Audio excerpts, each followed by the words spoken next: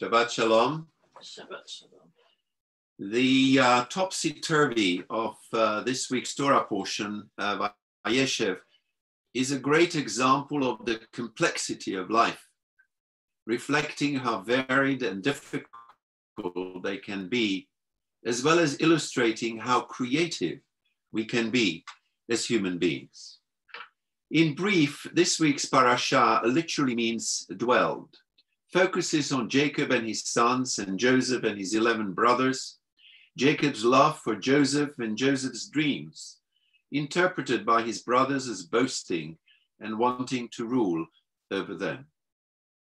What I found strange that there is nothing in this Torah portion that speaks about Dinah, who has played such an important role in the way that the children of Israel were shaped in many ways in their attitudes. A familiar pattern in the book of Genesis repeats itself here, with Joseph and his brothers. One son is favored over the others, thus producing tension, jealousy, and eventually a breakup of the family. Indeed, big lessons to learn from here. This is the portion of Joseph's dreams where he predicts reigning over his brothers. Upon hearing the first one, the brothers are aghast. You rule over us like a king and govern us? And they hated him, now even more for his dreams and for his words. When Joseph relates his second dream, his father asks, apart from being angry with him, he also asks, will I, your mother and your brothers, bow to the floor to you? At first, the brothers are so angered, they want to kill him, but sense, if you can call it, prevails. And instead, Joseph is sold into slavery, where he again ended up in prison because of a misunderstanding between him and his master Potiphar and his Potiphar's wife. However, this comes to the attention of Pharaoh, having helped his fellow prisoners with interpreting their dreams. Joseph interprets Pharaoh's dream, which comes to fruition, and thus Joseph triumphs and becomes one of the top leaders of Egypt. We also read about the deeply controversial story of Tamar, who became pregnant, having deceived and at the same time blackmailed Judah, one of Jacob's sons.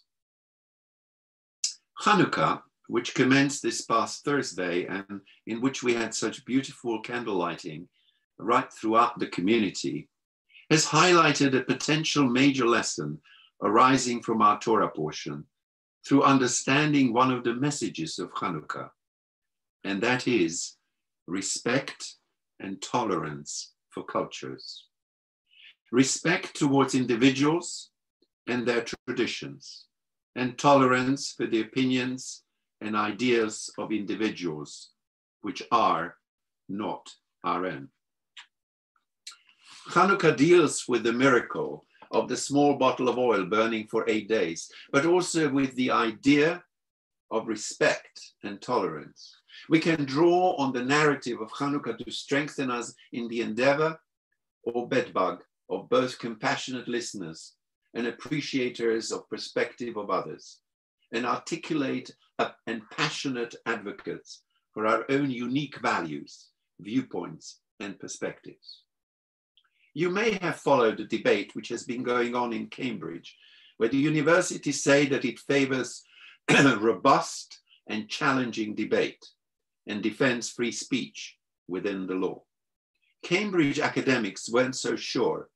As a test, they asked the University Council to replace the word respect with the word tolerance, meaning that it would expect its staff, students, and visitors to be tolerant of the differing opinions of others and tolerant of the diverse identities of others, and so on. Over 100 academics, led by Arif Ahmed, a philosopher at Gonville and Caius College, have asked for the change, and at the final vote, Cambridge University has been forced to drop rules requiring students, lecturers, and visitors to respect, and now urging all now to tolerate rather than respect each other's views.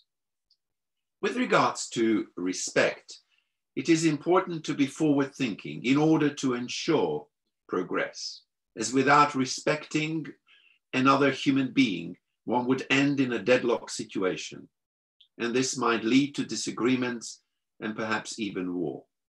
Fanaticism leads nowhere peaceful, whilst tolerance of others' opinion would and could clarify one's approach to the individuals. I was intrigued by this debate, particularly that in my thinking, it is the feel and interpretation of language which becomes of prime importance. Indeed, the best translators from or to any language are people who actually feel the language in their bones, in their minds, and in their bodies. So it led me to looking at the Hebrew equivalent of these two words. And I found that the word respect appears in translation 12 times in the Bible, whilst tolerance appears only once. This is intriguing itself. However, looking more closely at the words translated as respect, I noted that they are derived from several Hebrew expressions translated as respect, but the Hebrew root of these words could mean favor, lift up, do not turn away, and recognize. These words indicate that the Bible is in its most instances about loving one's neighbor, that is, loving humanity. It is therefore about respecting individuals as people, whilst tolerance, as expressed in that one instance in the book of Esther, chapter 3, verse 8, is about tolerating an idea, culture, and people who seem to be different in their approach to worship and traditions, and indeed saying and expressing their own views and ideas. In this instance, the children of Israel against Haman, who has opposed their views and their ideas and their worship and their traditions. The references in the Hebrew Bible for the word respect show the importance of accepting all that is, whoever we are, whether rich or poor, of whatever race, color, or creed, whilst tolerance is the ability and willingness to listen, weigh up, and decide how to deal with the ideology and cultures of others.